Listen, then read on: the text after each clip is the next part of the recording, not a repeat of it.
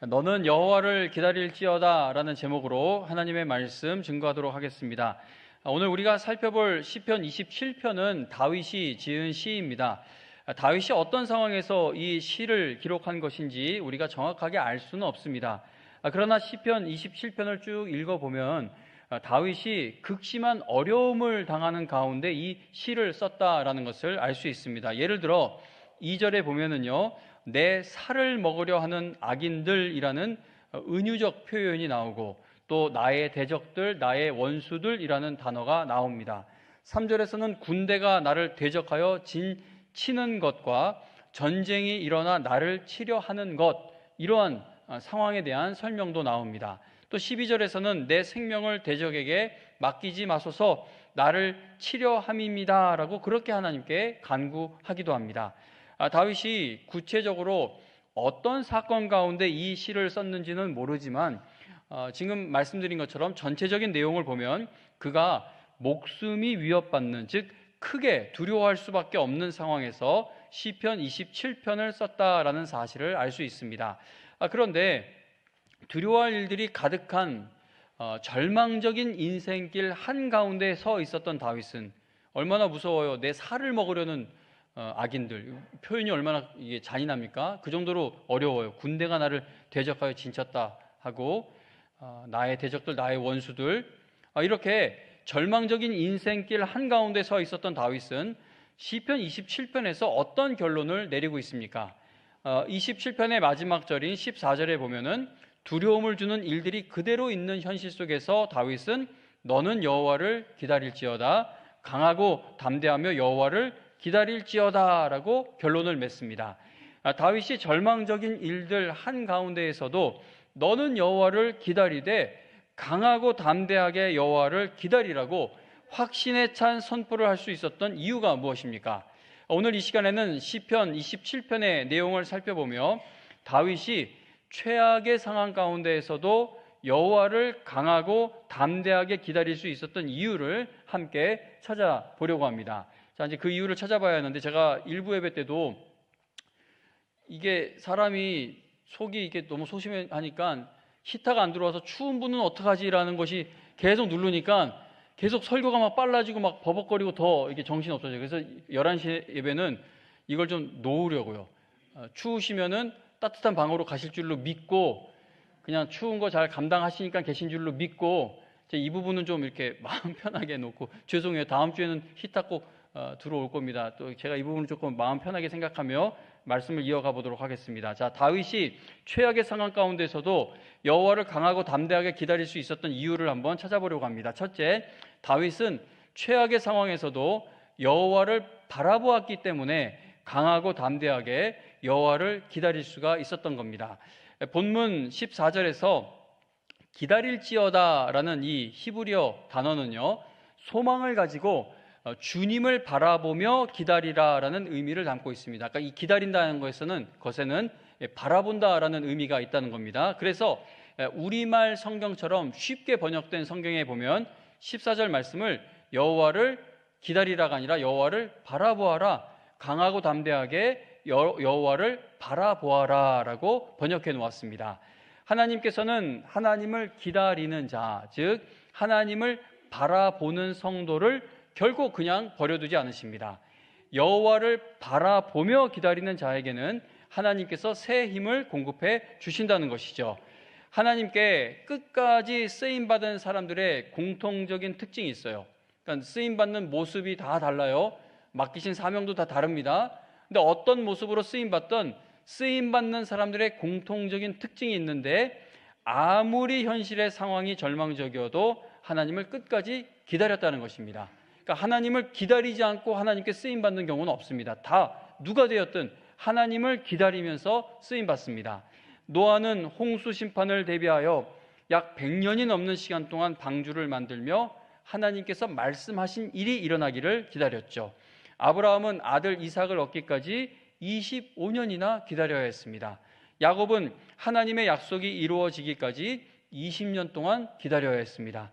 요셉은 애굽으로 끌려가 고통스러운 일들을 견디며 13년을 인내한 후에야 하나님께서 주셨던 꿈이 이루어지는 것을 보게 됩니다.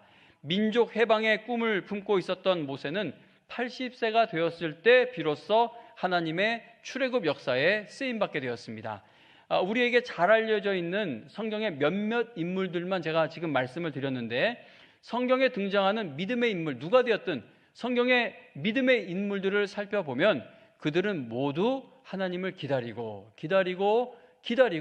또 기다렸던 것을 보게 됩니다. 성경의 마지막 책인 요한계시록 말씀을 보면 하나님께서는 교회와 성도들에게 다시 오실 주님을 소망하며 기다리라고 거듭 말씀하시죠. 성경은요, 아멘 주 예수여 오시옵소서라는 기다림의 고백으로 마무리됩니다.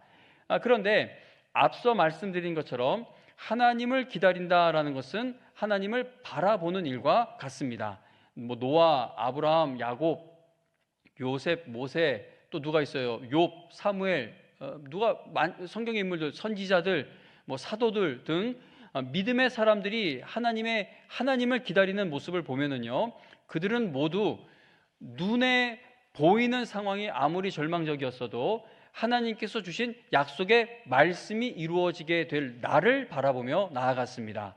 하나님을 바라보는 일에 실패하게 되면요, 하나님을 기다리는 일에도 실패하게 됩니다. 그래서 신앙은 바라봄의 싸움이다라는 말이 있습니다. 아브라함이 기근이라는 그 현실만 바라보았을 때 그는 애굽으로 내려가는 불신앙적인 결정을 내리게 됩니다. 또 애굽에서 그 애굽이라는 현실만 바라보았을 때는 아내 사라를 바로 왕에게 빼앗기게 되었죠. 아브라함과 사라가 이 육신의 한계만을 바라보았을 때, 자신들의 나이, 그 늙어가는 모습, 그것만 바라보았을 때 하갈을 통해 이스마엘을 낳는 큰 잘못을 저지르게 됩니다. 야곱, 엘리야, 요나, 예수님의 제자들 등 믿음의 사람들이 하나님을 바라보는 일에 실패했을 때 그들은 하나님을 기다리는 일에도 실패하여 불신앙적인 선택을 하게 되었던 것을 우리는 성경 여기저기서 볼 수 있다는 겁니다. 다윗이 최악의 상황, 절망적인 현실 속에서도 여호와를 강하고 담대하게 기다릴 수 있었던 이유는 그는 눈에 보이는 현실이 아니라 하나님을 바라보았기 때문입니다.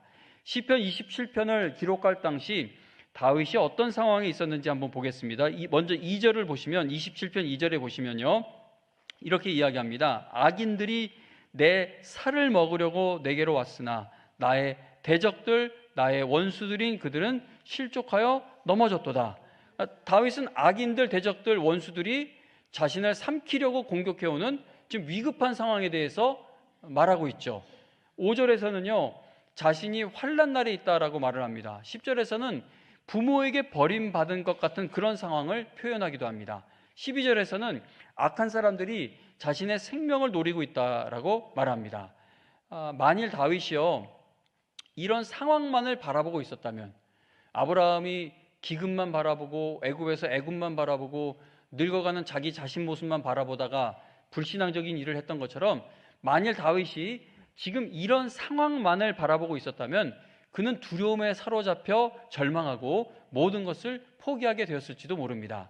그러나 다윗이 생명의 위협을 느끼는 절망적인 상황에서 어떻게 행동했는지 1절을 보세요. 1절 말씀 보시면 절망적인 상황에서 어떤 말씀으로 시작을 하냐면, 여호와는 나의 빛이요 나의 구원이시니 내가 누구를 두려워하리요. 여호와는 내 생명의 능력이시니 내가 누구를 무서워하리요. 그리고 5절에서는 이렇게 해요. 5절 함께 읽어보겠습니다. 5절 함께 읽습니다. 시작. 여호와께서 환난 날에 나를 그의 초막 속에 비밀히 지키시고 그의 장막 은밀한 곳에 나를 숨기시며 높은 바위 위에 두시리로다. 아멘. 자, 지금 읽은 말씀을 보면은요, 더 읽으면 좋은데 본문이 너무 길어서 5절 한 절만 읽었는데, 지금 읽은 말씀을 보면 1절, 5절 이 말씀만 보아도 다윗이 하나님을 바라보고 있다는 사실을 알 수 있죠. 그러니까 다윗은 최악의 상황에서도 하나님께서 베푸실 은혜를 바라보았습니다. 그러니까 눈에 확실하게 보이는 일이 막 괴롭히고 있는데도 눈엔 보이지 않지만 하나님이 베푸실 앞으로의 날들을 바라보았다는 겁니다. 다윗은 하나님이 어떤 분이신지를 바라보고 있었고, 하나님께서 자신을 어떻게 지켜주실지를 구체적으로 바라보고 있었습니다. 우리가 바울을 보아도 다윗과 같은 신앙이 있었는데 바울도요, 최악의 상황에서도 하나님만을 바라보았기 때문에 그가 끝까지 사명을 감당할 수 있었던 겁니다. 성경을 빠르게 찾는 분들은 고린도 후서 1장을 한번 찾아보겠습니다. 시편 27편으로 다시 돌아오겠습니다. 근데 잠깐 고린도 후서 말씀으로 가볼게요. 신약성경 고린도 후서 1장 8절부터 10절입니다. 찾기 어려우신 분들은 제가 천천히 읽어드릴 테니까 들으셔도 됩니다. 신약성경 286페이지 정도에 있습니다. 고린도후서 1장 8절부터 10절을 제가 읽어드릴게요. 형제들아, 우리가 아시아에서 당한 환난을 너희가 모르기를 원하지 아니하노니 힘에 겹도록 심한 고난을 당하여 어떻게 됐습니까? 살 소망까지 끊어지고 우리는 우리 자신이 어떤 선고, 사형 선고를 받은 줄 알았으니 이는 우리로 자기를 의지하지 말고 오직 죽은 자를 다시 살리시는 하나님만 의지하게 하심이라 하면서 10절에서 이렇게 이야기하죠. 그가 이같이 큰 사망에서 우리를 건지셨고, 그리고 또 뭐라고 합니까? 또 건지실 것이며 이후에도 건지시기를 그에게 바라노라. 아멘. 바울이 우리가 살 소망까지 끊어졌었다, 사형 선고를 받은 줄로 알았다라고 말한 것은 이게 과장된 표현이 아닙니다. 바울은 정말로 살 소망까지 다 끊어지는 그런 끔찍한 일들을 당했습니다. 그런데 10절에 보니까 그는 하나님께서 우리를 큰 사망에서 건지셨고 또 건지실 것이며 이후에도 건져 주실 줄로 믿는다라고 고백을 하였습니다. 그러니까 바울도 다윗처럼 최악의 상황에서도 하나님께서 앞으로 행하실 일을 바라보았기 때문에, 이건 믿음으로만 보이는 것이죠. 하나님께서 은혜 베푸실 날을 바라보았기 때문에 끝까지 강하고 담대하게 하나님을 기다릴 수 있었다는 겁니다. 성경에서 하나님께 쓰임받은 인물들이 하나님을 끝까지 기다릴 수 있었던 것은 그들이 끝까지 하나님을 바라보았기 때문이라는 겁니다. 오늘 본문 시편 27편으로 돌아와서 5절과 6절에 보면 다윗이 이렇게 고백을 하죠. 27편 5절과 6절에 보니까 여호와께서 환난 날에 나를 그의 초막 속에 비밀히 지키시고 그의 장막 은밀한 곳에 나를 숨기시며 높은 바위 위에 두시리로다. 이제 내 머리가 나를 둘러싼 내 원수 위에 들리리니 내가 그의 장막에서 즐거운 제사를 드리겠고 노래하며 여호와를 찬송하리로다. 아멘. 자, 이거 아직 이루어진 일이 아니에요. 그죠? 지금 이루어지고 있는 것은 막 두려운 일, 나를 짓누르는 일들이 가득해요. 그런데 다윗은 아직 이루어지진 않았지만 하나님께서 반드시 베푸실 일들을 바라보고 있었다는 겁니다. 10절에 보면 다윗은 내 부모는 나를 버렸으나 여호와는 나를 영접하시리이다 라고 말을 하죠. 13절에서는 내가 산자들의 땅에서 여호와의 선하심을 보게 될 줄 확실히 믿었도다 라고 그렇게 고백을 합니다. 다윗은 아무리 현실이 절망적이고 죽을 일이 쌓여 있어도 여전히 하나님께서 행하실 일을 바라보고 있었다는 겁니다. 내 살 뜯어 나를 완전히 진짜 죽여버리려고 찾아오는 그 사람들이 오고 있는데도 최악의 상황에서도 여전히 하나님이 행하실 일을 바라보고 있었다는 거예요. 그래서 그는 낙심하고 포기하는 대신 강하고 담대하게 여호와를 기다릴 수 있게 된 것입니다.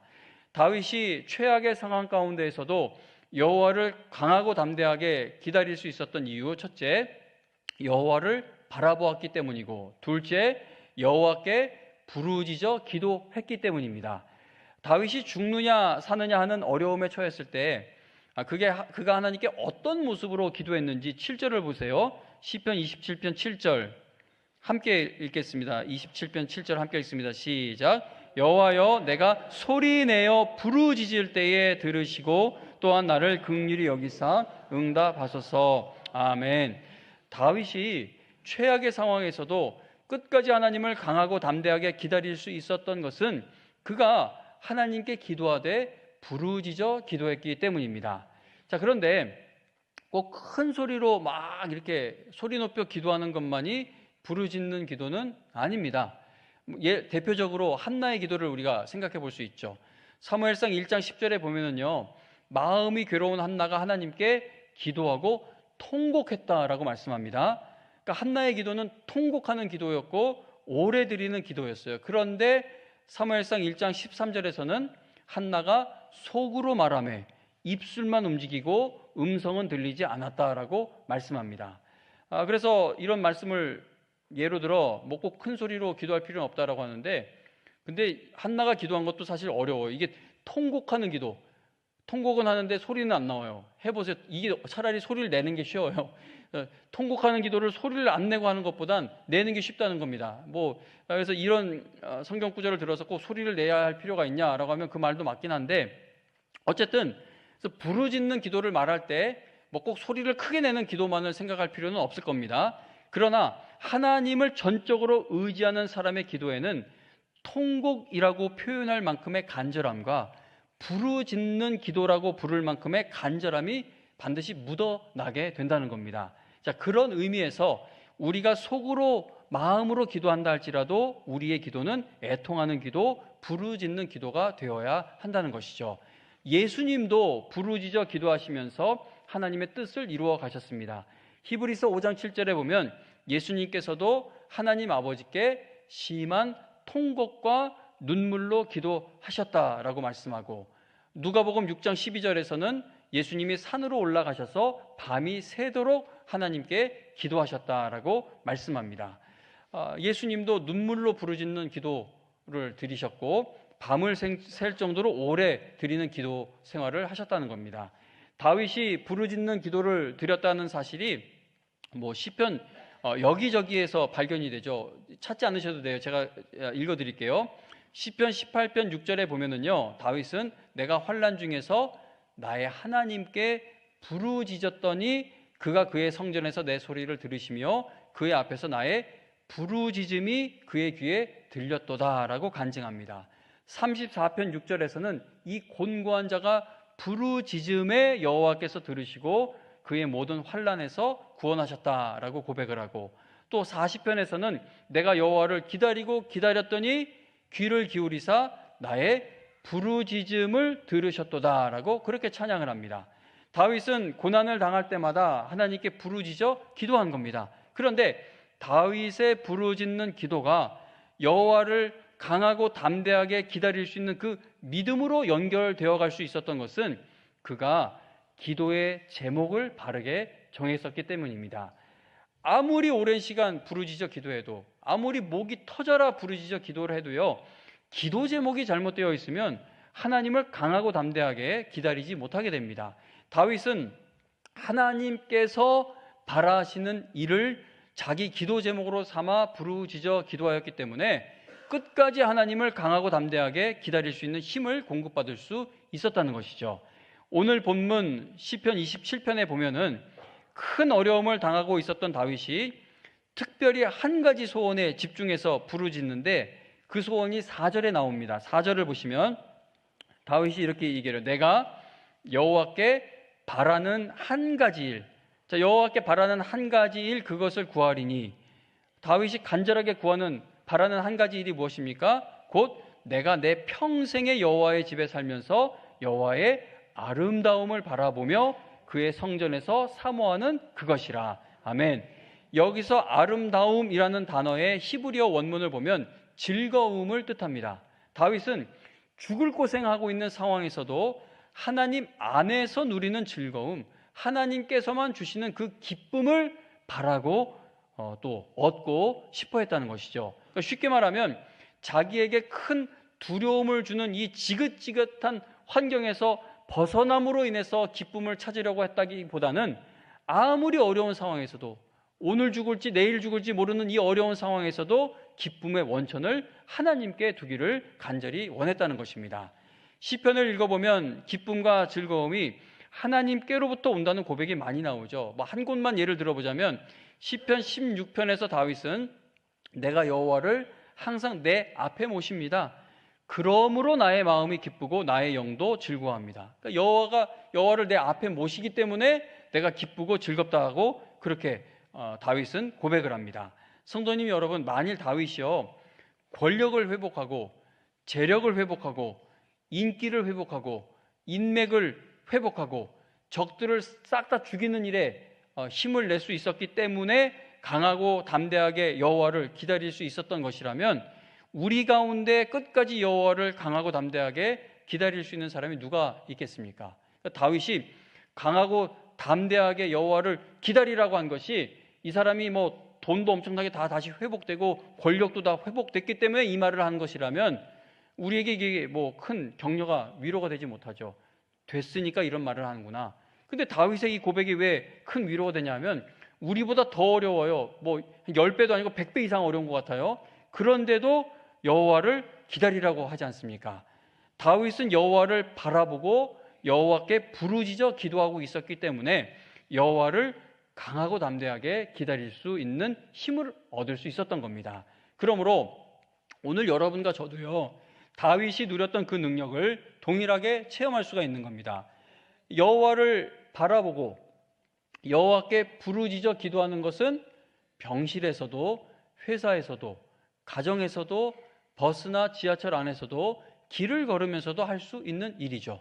말씀드렸듯이 꼭 막 큰 소리 내는 것만 부르짖는 기도가 아니라면 이 여호와를 바라보는 것, 여호와께 부르짖어 기도하는 것, 여러분들이 하루 어느 자리에 있든지 할 수 있는 일이고, 유치원 어린이부터 80 넘으신 분들까지 다 할 수 있는 일인 겁니다. 하나님의 자녀들이 하나님을 강하고 담대하게 기다리지 못하여 불신앙의 길로 가버리게 되는 것은 건강이나 돈이나 실패로 인해 생기는 문제가 아니라 하나님을 바라보지 않고 있고 부르짖어 기도하지 않고 있기 때문에 발생하는 문제인 겁니다. 고속버스 터미널이나 저쪽 사당역 근처 버스 정류장에 가보면은요, 정말 많은 사람들이 긴 줄을 서서 버스를 기다리고 있는 모습을 보게 됩니다. 가고자 하는 목적지에 따라 기다리고 있는 버스가 달라지게 되죠. 그래서 버스를 기다리기 위해 줄을 서 있는 그 많은 사람들이 자기가 정해놓은 그 목적지로 가는 차량이 아니면 아무리 최고급 버스가 와도 그 차에 절대 탑승하지 않고 그 긴 줄에 계속 서 있습니다.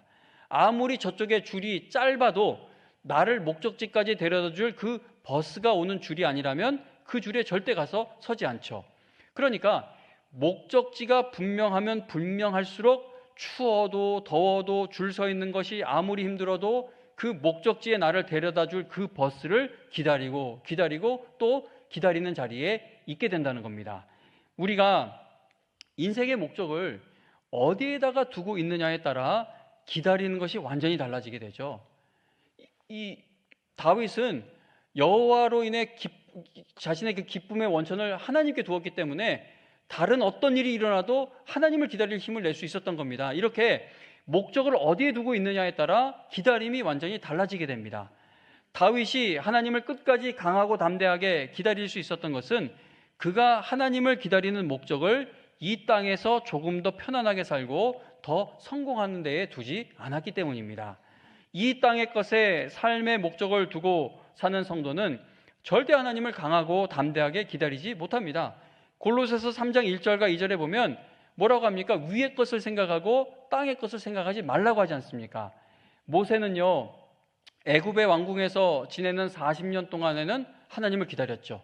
왕궁에 있는 건 하나님의 뜻이다. 내가 이 백성을 다 구원하겠다, 구출하겠다, 살려내겠다. 하나님을 기다렸습니다. 그러나 애굽에서 도망 나와 광야에서 40년 지내는 동안은 애굽에서 젊었을 때 기대하며 기다리던 일들을 다 포기해버렸습니다. 다 포기해버렸어요.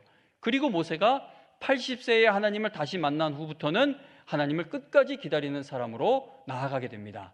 그러니까 젊었다고 해서 믿음으로 기다리는 것도 아니고 늙었다고 해서 믿음으로 기다리지 못하게 되는 게 아닙니다. 삶의 목적을 어디에 두고 있느냐에 따라 우리 믿음의 기다림은 계속 지속될 수 있다는 겁니다. 다윗이 왕이 되는 것을 인생의 목적으로 삼았다면, 내가 싹 다 권력, 뭐가 됐든 이 나라 전체를 다 내 권력 아래 두는 것을 목적으로 삼았다면 그는 사울과 같은 사람들을 만날 때마다 죽여버렸겠죠. 그러나 다윗이 사울 왕에게 그토록 시달리면서도 그를 죽이지 않았던 것은 다윗은 하나님을 기다리는 사람이었기 때문입니다. 인생의 목적이 어디에 있는가에 따라 우리의 기다림이 달라지게 됩니다. 여러분은 하나님을 기다리고 계십니까? 그렇다면 하나님을 기다리고 계시다면 하나님의 말씀을 날마다 묵상하시고 또 이 예배의 자리를 꼭 지키실 수 있기를 바랍니다. 그래야 하나님을 바라볼 힘과 부르짖어 기도할 힘을 계속 공급받을 수 있기 때문입니다. 예배의 자리를 떠나서 말씀과 기도가 약해지게 되면 결국 하나님 바라볼 힘 다 잃게 됩니다.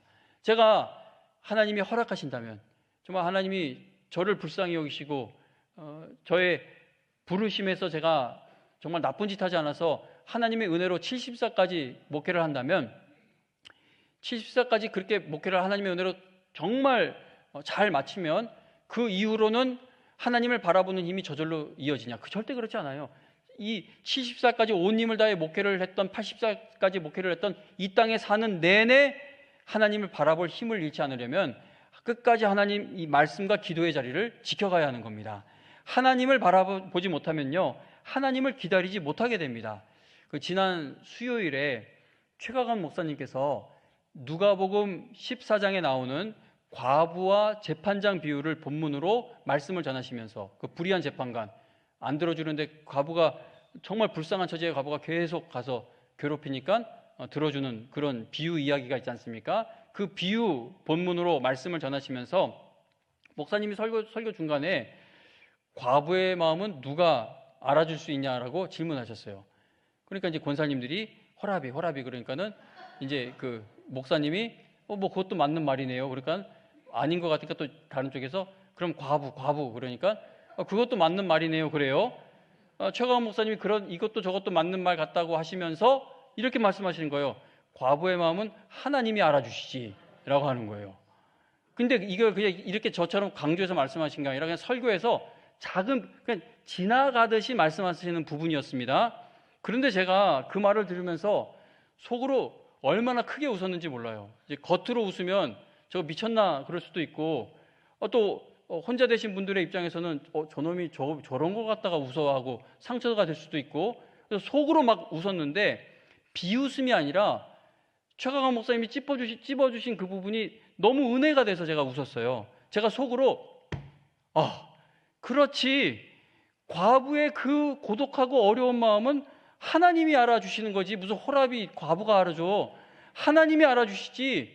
내 마음도 하나님께서 알아주시는데 내 마음 알아주시는 하나님께 기도하면서 나는 왜 이렇게 낙심하고 있는 거야? 내 마음 다 알아주시는 그 하나님께 가지 않고 자꾸 엉뚱한 데 가서 내 마음 알아달라고 하고 왜 내 마음 알아주지 않느냐고 낙심해하고 서운해하고 있는 것이, 아이고 이 한심한 놈아 라고 하면서 스스로 혼자 속으로 얼마나 웃었는지 몰라요. 진짜 한심하잖아요. 여러분도 저만 한심한 게 아니에요. 과부의 마음 누가 알아주냐는데 하나님이라고 대답한 분 한 분도 없었어요. 다 같이 한심한 겁니다. 마음 누가 알아줘요? 하나님. 근데 왜 시험 들었을 때 하나님 찾지 않고 시험 준 사람하고 끝장을 보려고 하십니까? 그게 단지 건강이나 돈이나 어떤 그런 문제로 여러분의 신앙이 주저앉은 게 아닌데 왜 자꾸 엉뚱한 데 가서 믿음을 이렇게 일으켜보려고 그렇게 아둥바둥 하십니까? 다 은혜 받아서 여기까지 와놓고 왜 끝에 가서 육으로 치우치려고 하시냐는 것이죠. 과부의 마음 누가 알아주냐? 하나님이 알아주신다는 것이죠. 과부의 마음은 누가 알아줍니까? 하나님이 알아주십니다. 이게 얼마나 확실한 대답이에요. 이거 교리문답에 넣어야 할 정도로 확실한, 정관에 박아 넣어야 할 정도로 확실한 대답 같아요. 최연 목사의 마음은 누가 알아줍니까? 하나님. 우리 권사님 마음, 우리 장로님 마음, 집사님 마음, 우리 형제님 자매님 마음 누가 알아줍니까? 그죠? 나를 위하여 십자가를 지신 예수님, 나를 위하여 부활하신 예수님이 알아주신다는 것이죠. 내가 하나님을 간절히 기다리고 있는 마음을 하나님이 알아주신다는 겁니다. 왜냐하면 내가 하나님을 기다릴 수 있는 것은 사실 하나님께서 먼저 나를 기다려주고 계시기 때문인 겁니다. 오늘 아침 7시 조금 넘어 어느 성도님이 전화를 주셨어요. 가슴이 쿵쾅쿵쾅 뛰죠. 주일 아침 7시에 전화 오는 거 확률적으로 교회 그만 나오겠다는 확률이 한 80% 이상이에요.